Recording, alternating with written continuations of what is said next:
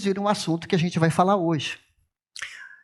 Criados para nos relacionar e refletir a comunhão do próprio Deus, tendo como base a Trindade, relacionamentos baseados na Trindade. A nossa geração é uma geração conectada. Nós temos recursos que 30 anos atrás jamais pensávamos. O próprio celular, né, que é um instrumento portátil que a gente vai para lá e para cá, acesso o tempo todo. E nós não podemos confundir contatos com relacionamentos profundos. Nós não podemos confundir curtidas como conhecimento, como interação. Eu lembro de um cabeleireiro que um dia falou para mim assim: eu recebi 500 likes, 500 curtidas no meu aniversário. Mas o que mais me impactou foi o seu abraço. Que eu encontrei com ele na rua e dei um abraço. Algo tão simples, né? E é um tema tão rico falar da Trindade, são águas tão profundas que a gente tem que tirar as sandálias dos nossos pés para falar sobre um atributo tão belo, tão incrível, tão impressionante, que é falar sobre a Trindade. E a gente convivendo em casa, convivendo uns aos outros, muitas vezes a gente acha que morar juntos é ter intimidade, que conhecer alguém é ter relacionamento bom e saudável, apenas trocando informações. Isso é bom, faz parte da vida esses relacionamentos, mas a Trindade tem tanta harmonia, tanta sintonia, tanto entendimento, que a gente, quanto mais estuda esse assunto, mais nos inspira. Alguns cristãos até creem na Trindade. O que é a Trindade? Tem novos convertidos que talvez não estão acostumados com esse termo, não é? Trindade significa o Deus Pai, o Deus Filho e Deus Espírito Santo. Alguns até acreditam, mas não faz muita diferença na vida delas. Mas se você soubesse que diferença faz, você vai começar a olhar esse atributo de Deus. Porque até o desejo de Jesus, inclusive na oração que ele clama por unidade em João 17, é que conheçam a ti só, o Deus verdadeiro e a seu Filho, a quem enviastes. O nosso Deus não é um Deus qualquer, como um Deus pagão. Há algo diferenciado que só o cristianismo tem. E não teríamos a ousadia, o atrevimento de inventar algo dessa natureza, revelada na Bíblia e, ao mesmo tempo, tão incompreensível. O que faz do assunto ser tão grandioso é justamente a nossa dificuldade de compreendê-lo. Daí, imagina a dificuldade para estudar e explicar sobre algo que é incompreensível. Como é que eu vou explicar sobre um assunto que até o Agostinho falou que esse tipo de assunto está totalmente além da racionalidade humana? Porque para a gente entender algo dessa grandeza, só se tivéssemos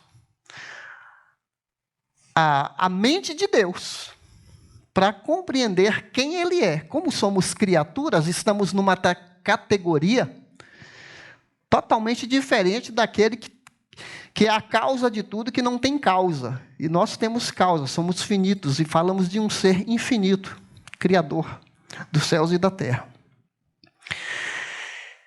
Então, durante séculos, a cristandade, os pais da igreja, teólogos, dialogaram, debateram sobre o significado da Trindade. Porque essa palavra não está na Bíblia. É uma palavra latina, né? Tri quer dizer três, unitas, três unidades. Trindade ou triunidade. Esse foi um credo, uma declaração de fé que surgiu aqui entre o século V e o século VI para tentar definir o indefinível. Adoramos um só Deus em trindade. E a trindade em unidade. Sem confundir as pessoas, nem dividir a substância, ou a essência, ou a natureza de Deus. Nós não cremos em 3 deuses. Cremos num Deus só, que ao mesmo tempo que é Deus, ele é Deus Pai, Deus Filho, Deus Espírito. Cada um tem a autoconsciência. Cada um é único e, ao mesmo tempo, é um Deus plural. Ele é tripessoal, ou seja, possui 3 autoconsciências que são coiguais, coeternas, desfrutando de uma única natureza divina. Sabe que na igreja, quando eu frequentava solteiro, eu não tinha assim, não se falava nesse assunto. Quando eu entrei no seminário de teologia, é que eu fui aprender as doutrinas, várias doutrinas da Bíblia. Eu estou até aproveitando aqui um parênteses para falar para você que você não precisa ir a um seminário de teologia. Nós temos falado assuntos aqui teológicos, inclusive na escola bíblica tem uma baita matéria agora que é sobre o Pentateuco, né, os 5 primeiros livros da Bíblia. Pastor Paulo, que agora é mestre em teologia, esse ano ele concluiu os estudos. Palmas para o nosso pastor.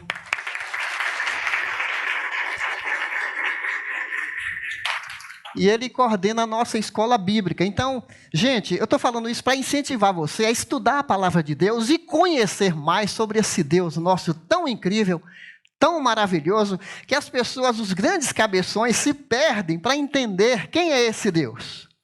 A Trindade revela que Deus não é um ser solitário, isolado, carente, que sofreu depressão, que estava precisando criar o mundo, as pessoas, porque ele estava tão sozinho, tadinho. Deus é completo, Deus é perfeito, Deus é autossuficiente, e se ele tivesse alguma carência, ele não seria Deus. Então, por que Deus decidiu nos criar? Boa pergunta. Deus decidiu nos criar porque na grandeza da sua soberania, perfeição e amor, ele decidiu compartilhar com a gente a sua grandeza e querer que nós fizéssemos parte. Porque é isso que Jesus ora em João 17, para que eles sejam um, assim como eu em tu, que eles também entrem nessa harmonia pela qual o Senhor criou, para que eles participassem. Você entende? Que Deus já se relacionava com Ele mesmo, não precisava de nós. Faz sentido aquela fala quando alguém fala assim, né? Você sem Deus, você é nada. Não é verdade? Deus é tudo. Continuando, gente. A Trindade fala de uma comunhão perfeita. E nesse ano eleitoral, momento em que o mundo está passando por uma escalada de guerras. Essa semana, né? Uma nova guerra que assusta. As pessoas estão fragmentadas. Famílias, pé de guerra. Filho com pai, pai contra filho. Os países invadindo outros países. A coisa assim, a gente fica perplexo. Mas quando a gente vai estudar a doutrina da Trindade, nós vamos perceber como vai ser importante para a nossa igreja, para a igreja de Cristo em geral, continuar estudando sobre isso. A Trindade é incompreensível. não podemos compreender plenamente o mistério da Trindade. Algum dia, quando virmos a Deus, quando contemplarmos Deus face a face, nós iremos vê-lo como Ele é. 1 João fala sobre isso. E o compreenderemos melhor do que agora. Mas mesmo então, não o compreenderemos totalmente. Até porque continuaremos criaturas. Tá certo? Então faz muito sentido essa citação. Pastor, tanto o Antigo quanto o Novo Testamento fala do Deus triuno? Claro. É revelado desde o começo da Bíblia. Já no primeiro versículo fala sobre a Trindade. Você sabia disso? O versículo número 1 e o número 2 já falam sobre a triunidade. Como assim? Olha só. É que a gente precisaria ter uma aula de escola bíblica para a gente poder pegar todas as passagens, mas aqui é só um panorama, tá bom? Quando diz assim, olha só, a Trindade, no princípio criou Deus os céus e a terra. Os estudiosos da Bíblia, que estudam hebraico, eles já identificam nessa palavra, o nome de Deus chama-se Elohim. O nome genérico de Deus no Antigo Testamento é El. Então, várias vezes que você vê o nome El no final de uma palavra, é porque está falando de Deus. Betel, onde Jacó colocou a pedra e dormiu, né, e chamou aquele lugar de Betel. O El quer dizer Deus e Bet, casa de Deus. Elohim é um nome plural para falar de mais de uma pessoa que está falando. Então, na criação do mundo, não fala de apenas Deus, uma única pessoa sozinha. Fala um nome plural de Deus. Mas a sintonia da Trindade é tão perfeita que o verbo é um verbo no singular. Porque se fossem deuses, falaria no princípio, os deuses criaram. Deuses no plural, criaram no plural. Um nome plural de Deus usa um verbo no singular. Deus plural, que estava presente o Pai, o Filho e o Espírito, Elohim criou. E ali logo em seguida, e você vê a combinação que Deus fala e as coisas acontecem. Haja luz, haja as estrelas, apareçam as plantas, apareçam os animais da água, apareçam os animais terrestres. João capítulo 1, que também é o começo do Novo Testamento, fala que no começo a palavra estava com Deus. A palavra era Deus. Ele estava no começo. Colossenses capítulo 1 fala que todas as coisas foram criadas por Ele, falando de Cristo. E lá, a partir do versículo 3, em Gênesis, vai falar, e o Espírito de Deus pairava sobre a face das águas.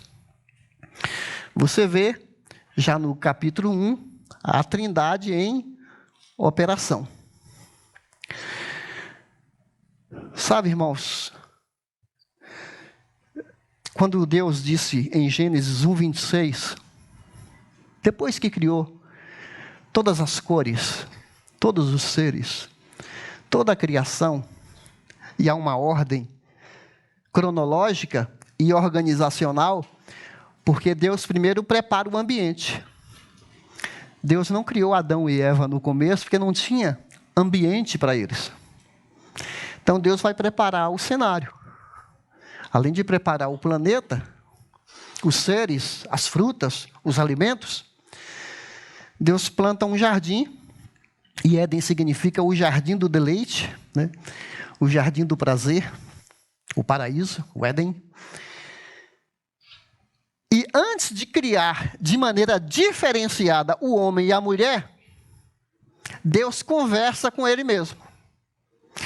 Antes de chegar no top da sua criação, no clímax da obra-prima das suas mãos, porque até então Deus falava e as coisas aconteciam. Deus falava e as coisas aconteciam pelo poder da palavra. Só que agora Deus para, e como artesão divino, que vai pegar um punhado de terra, mas antes dele criar o homem e a mulher, Deus fala com ele mesmo. E o que Deus fala? O que ele conversa? Ele diz: façamos o homem a nossa imagem e a nossa semelhança. Eu vou criar um ser totalmente diferenciado das outras criaturas. É um ser que vai ter autoconsciência, inteligência, criatividade. Vai poder ter liberdade de escolha. Então nós somos muito diferentes dos animais, com todo respeito. Quem gosta de pet, cuida do seu pet, até porque Provérbios fala que o justo cuida dos animais. Tá certo? Mas animal é animal, ser humano é ser humano. Cada um na sua categoria, tá certo? Porque nós não podemos elevar um animal à condição humana. Ele foi criado para ser o que ele é, né? Então Deus conversa com ele mesmo: façamos. Esse façamos, Deus está falando com os anjos? Não. Porque os anjos são criaturas. E no contexto de Gênesis, os anjos não participam do processo da criação. Eles são apenas assistentes. Eles assistem. O livro de Jó fala que os anjos ficavam maravilhados, né, com a criação do mundo. Eles eram espectadores, mas não atuantes. Quem está atuando na criação, inclusive do homem e da mulher, é Deus Pai. Então Deus decidiu criar um ser composto. Como assim, pastor? Primeiro Deus criou o homem. O homem. E depois que ele criou o homem, em seguida, ele dá uma anestesia no camarada, né, no Adão, e surge a mulher, uma tecnologia mais sofisticada, porque a primeira somos nós, os homens, né? Deus cria um aparelho mais sofisticado, né? Mais assim, ligado, com as habilidades que nós homens não temos. Então vocês devem ter paciência com a gente. Gente, isso é tão fenomenal que o Adão, quando ele vê Eva, ele faz uma poesia. Nunca tinha feito poesia, mas ele fala uau, né? A impressão assim, uau, ela é osso do meu osso? Não é verdade? Só que quando entrou o pecado, esse Adão de hoje olha para a mulher e fala assim, é osso. Mas assim, originalmente, estava tudo tão bem até agora, né? Mas o Adão fala assim, o entendimento da parceira, da sintonia, estava tão belo, tão bonito. E outra coisa, uma curiosidade, inclusive. Olha que curiosidade. Por isso que é bom estudar a Bíblia nos originais. Eu, infelizmente, não tive o privilégio de estudar o hebraico. Nunca é tarde, né? Mas eu ainda não estudei o hebraico. Mas os estudiosos falam. Lá em Deuteronômio, capítulo 6, quando diz assim, ouve Israel, o Senhor nosso Deus é o único Senhor. Essa palavra, Deus é o único Senhor, a palavra para falar que Deus é um, não é a mesma palavra para dizer, por exemplo, de uma árvore isolada, sozinha. Aquela palavra que fala que só Deus é o único Senhor, que é o Shema, que o judeu tem essa declaração, até como nação, só Deus é o único Senhor. Quando fala lá em Gênesis, que Deus declara: deixará o homem, seu pai e sua mãe, e se unirá à sua mulher, e serão o quê? Uma só carne. Essa palavra uma só carne, unindo dois, num só, é um nome usado para composição de pessoas. Esse nome que foi usado para Deus é o mesmo nome usado para marido e mulher, tendo uma combinação plural de parceria, de estarem tão amalgamados, tão ajuntados, tão sintonizados, que se torna como se fosse um só. A beleza de um relacionamento entre um homem e uma mulher é algo tão incrível, que Deus, quando nos criou, desejou que o casal tivesse um relacionamento tão assim, parceiros, tão íntimos, tão solidários, tão leais, que nada deveria quebrar esse relacionamento. E esse relacionamento sofreu depois consequências quando eles deram ouvido à voz do inimigo. E esse perigo a gente enfrenta até hoje. Não importa a sua idade, seu casamento está sob perigo. Porque como o diabo odeia Deus, e ele não consegue atingir a Deus, ele atinge a menina dos olhos de Deus, a obra-prima da sua criação, que é o homem e a mulher. Daí tem surgido novas configurações de casamentos, de casais, de parcerias, que não combina com o ideal bíblico de o que é uma família, uma só carne. Então o inimigo continua usando outras ideologias, metodologias, para poder ferir, prejudicar essa obra-prima da criação de Deus. Por isso que o salmista fala assim: Senhor, quando contemplo as obras da tua criação, e ele certamente contemplando as estrelas, né, os astros, a grandeza, acho que é o Salmo 9. Quem é o homem para que dele te lembres?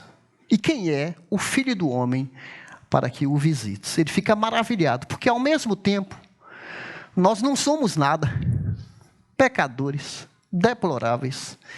Nós somos assim, tranqueiras. E ao mesmo tempo, nós somos a obra-prima da criação de Deus. Então, bom seria se a gente se aproximar daquele ideal que Deus deseja para nós. Continuando, irmãos, vamos aprender uma palavra nova: pericorese. Essa palavra pericorese é uma palavra do grego. Esse livro aqui, quero até recomendar a vocês, olha. Tem 3 pessoas dançando na capa. Eu já dei para a Rosi o nome do livro e o título. É um livro curtinho, isso aqui não custa nem R$10, né? Que fala sobre a dança da Trindade. É uma antiga dança judaica em que as pessoas dançam e uma sai do seu lugar, fica no meio, depois sai e volta para o seu lugar. E vai como se fosse uma ciranda, né? Quem está do lado sai, entra no meio, sai e outro vai. Essa palavra não está na Bíblia como trindade, não está. Mas é uma palavra que nos ajuda a compreender um pouco mais, dando mais luz sobre o relacionamento trinitário. É um termo teológico, descreve a união íntima. Olha, isso aqui é importante, hein? Habitação mútua.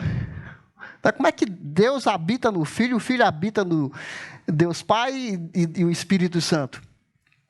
e inter-relação das três pessoas da Santíssima Trindade, Pai, Filho e Espírito Santo. Cada pessoa habita nas outras, agindo em harmonia perfeita, amor e unidade de essência, sem confusão ou perda de identidade, sendo frequentemente descrita como uma dança divina do amor.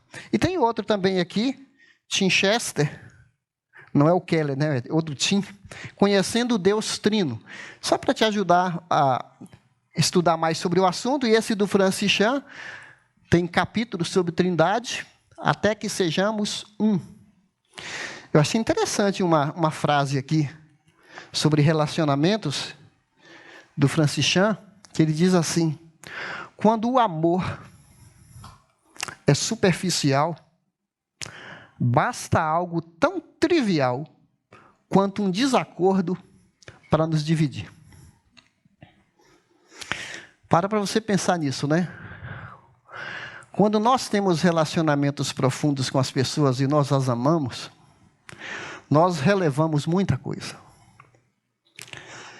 Quando nós não amamos, pequenas coisas podem nos distanciar. Então, que Deus nos ajude a nos inspirar na Trindade. Continuando, gente. Em Cristo, o implícito se tornou explícito. O que quer dizer isso? No Antigo Testamento, a Trindade está implícita. Ela está lá, nos relacionamentos da divindade santa. Mas Jesus deixa mais claro, até porque a revelação bíblica é progressiva. Você sabia que nós sabemos mais sobre a Trindade do que Davi? Obviamente, né? Sabemos mais sobre a Trindade do que Moisés, do que Neemias, do que Esther, do que Dona Ana, do que Samuel. Por que nós sabemos mais? Porque eles não viveram na era do Novo Testamento. Então, nós temos mais revelação bíblica do que aqueles personagens. Somos muito privilegiados. Aquilo que era implícito para eles, para nós, é mais claro. Embora muita gente, como os testemunhas de Jeová, vão interpretar a Bíblia de maneira equivocada e vão falar que Jesus não é Deus e que o Espírito Santo é uma força, não é uma pessoa, é uma força como a energia elétrica. São interpretações equivocadas. Então, continuando. As sombras, falando do Antigo Testamento, foram substituídas pela plena revelação. O que outrora oculto foi revelado. O que outrora era oculto foi revelado. A compreensão trinitária emerge da própria auto-revelação de Deus. Porque quando Jesus entra em cena, o que ele diz? Quem vê a mim, vê o Pai. Isso não tem algo desse naipe no Antigo Testamento. O Filho é enviado pelo Pai, que Jesus fala que Deus o enviou. E vem do Pai. Eu venho do Pai. O Espírito também é dado pelo Pai. O Espírito que o mundo não conhece, nem pode perceber. Esse Espírito vem de Deus, enviado pelo Pai. O Filho enviará o Espírito da parte do Pai. Jesus disse, olha a categoria do Espírito, no mesmo pé de igualdade que o Filho, né? Se eu não for, ele não virá. É necessário que eu vá, porque o Pai lhes enviará outro Consolador com C maiúsculo, que fará o mesmo papel de Jesus, que vem habitar em nós. O ministério do Espírito é visto como uma continuação e desenvolvimento do ministério do Filho. Ele trará à lembrança o que o Filho disse. Ele vos ensinará a guardar todas as coisas que eu tenho vos ensinado. Então, foi o Espírito. Porque para você pensar. Quando você dialoga com uma pessoa, passa 5 minutos, você não sabe exatamente as palavras certas que o outro falou. A não ser que haja uma transcrição. Tá certo? Pensa em algo tão fenomenal, que foi o Espírito que fez os apóstolos lembrarem das palavras que Jesus disse para registrar num livro. Por isso que 2 Pedro 1:21 vai falar que as Escrituras não foram produzidas por pessoas particulares, mas foram pessoas movidas pelo Espírito Santo, legitimando a inspiração que ele vai ajudar a lembrar todas as palavras que eu vos ensinei, disse Jesus. Ele testemunhará do Filho, está aqui 15:26. Inclusive, ele declarará que houve do Filho, glorificando dessa forma o Filho. Jesus disse que o Espírito Santo vai me glorificar. É por isso que Jesus é mais exaltado, vamos dizer assim, do que o Espírito Santo, até porque o papel do Espírito Santo é glorificar o Filho. Não que ele não seja protagonista, porque o Espírito Santo também é o agente santificador. Ele veio habitar em nós, nos dá poder para testemunhar e poder para vencer o pecado. Mas aqui a gente está pegando aqui um trecho de João para falar dessa orquestração da Trindade agindo mutuamente. Eu e o Pai somos um, eu estou no Pai e o Pai está em mim. Entra, sai, movimenta-se, recebe, oferece, compartilha, busca o interesse do outro, protege e é protegido pelo outro. Esse é o modelo de comunidade que Deus deseja para a sua igreja. É desse livreto aqui que eu trouxe essa citação. Alguém diz até que isso aqui é uma pericorese, que é a dança da Trindade, né? Em que às vezes um vem para o centro, sai, vem o outro. Olha que coisa linda isso aqui, gente, esse gráfico. O Pai não é o Filho. O Pai não é o Espírito Santo. O Espírito Santo não é o Filho. Mas tanto o Pai é Deus, o Filho é Deus e o Espírito é Deus. Um Deus plural. Não temos três deuses, um Deus só, em três pessoas, daí a nossa dificuldade para compreender, mas ao mesmo tempo a nossa admiração de ter um Deus que é incompreensível para essa cachola, esse cérebro tão limitado de neurônios que não são capazes de capturar toda essa essência. Sabe? Novo Testamento. Quando Jesus é batizado, Jesus está na água. A pessoa de Jesus vai ser batizada. Isso está em Mateus 1:16 a 17. O Filho vai ser batizado. O Espírito desce em forma de pomba sobre o Filho.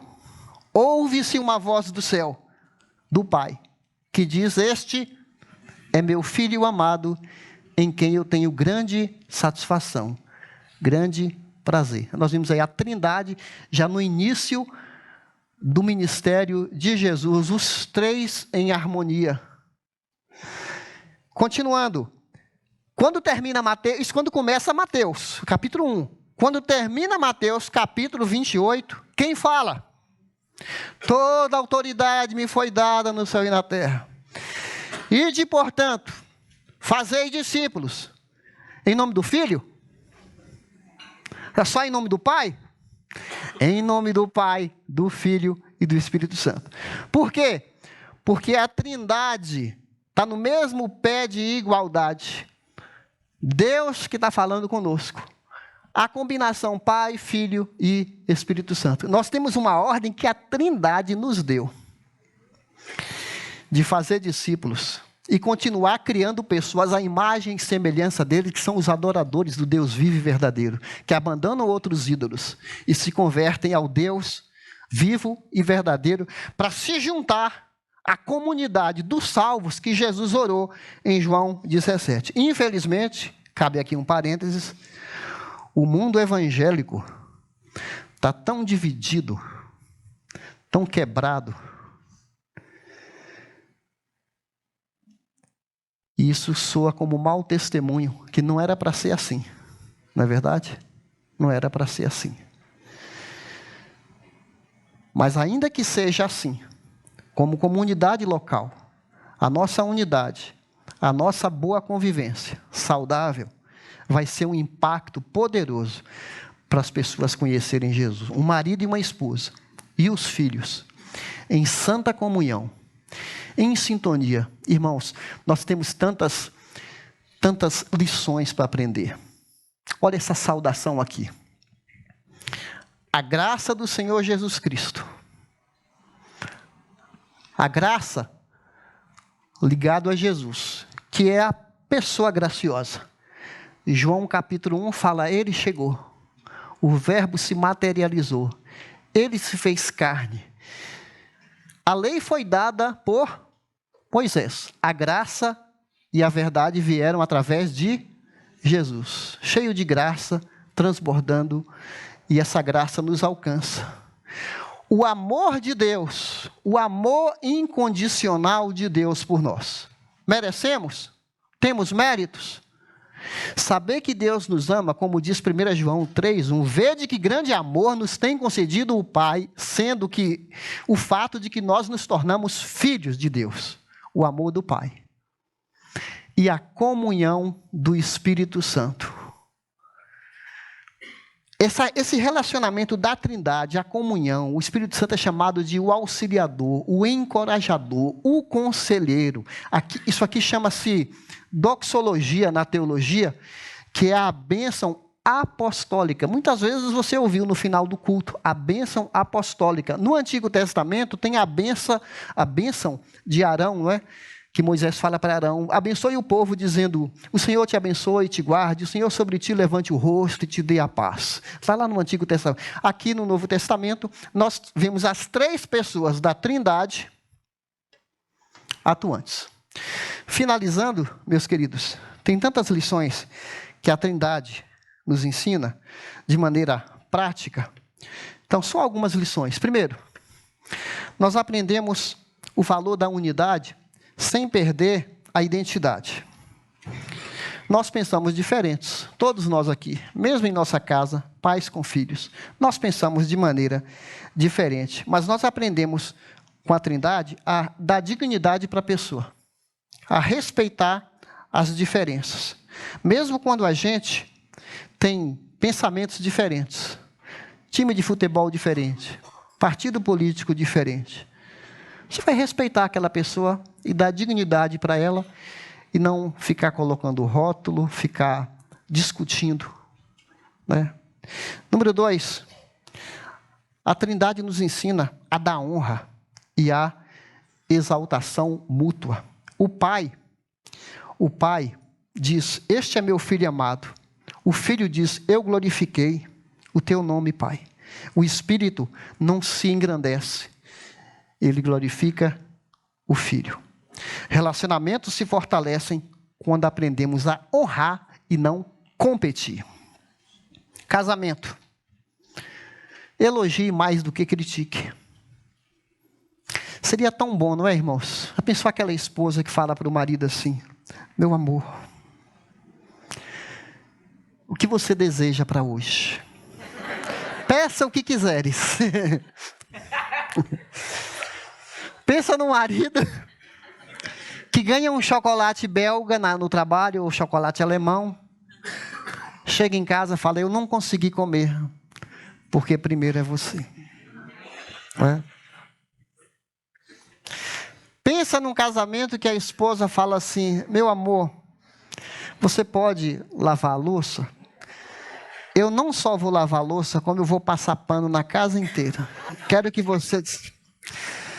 Terceira aplicação prática. Eu vou parar de falar, senão vai sobrar para mim. Na Trindade, aprendemos o princípio da submissão voluntária. O que quer dizer submissão voluntária, gente? Jesus disse o que? Não se faça a minha vontade, seja feita a tua vontade. disposição para ceder. Nem sempre ter a última palavra. Nem sempre sua vontade prevalecer. Amor, às vezes, dói e envolve renúncia. É fácil isso, gente? Não é fácil. A gente luta com nossa carne o tempo todo, mas é na força do Espírito. Na Trindade aprendemos sobre o amor. Antes da fundação do mundo, o Pai amava o Filho. E antes da fundação do mundo, o Pai nos amou. Efésios capítulo 1 fala, bendito seja o Deus e Pai do Senhor Jesus. Olha a Trindade, o Pai do Senhor Jesus Cristo, que nos abençoou com todas as bênçãos celestiais. E logo em seguida fala o Espírito Santo, que vai selar como garantia da sua herança. O amor de Deus antes da fundação do mundo. Se falta amor, sobra orgulho. Se falta amor, cresce a frieza. Se falta amor, as pessoas se distanciam. Na Trindade, aprendemos o valor da comunhão contínua. Comunhão contínua. Isso aqui deseja para nós comunhão contínua com o Espírito Santo e com as outras pessoas. Olha como o pequeno grupo é uma pluralidade, é uma combinação. Pessoas que têm comunhão, que sentem falta, que sentem saudade, que quer ver a outra bem, que ora por ela, que está junto, não perde, quer fazer parte, quer que aquilo aumente, que nunca para. E por último, eu já falei o último, né? Então, por último, gente, quero deixar essa frase aqui. Que o Pai nos ensine a amar. O Pai nos ensine a amar. O Filho a servir. E o Espírito Santo a vivermos em comunhão. Amém?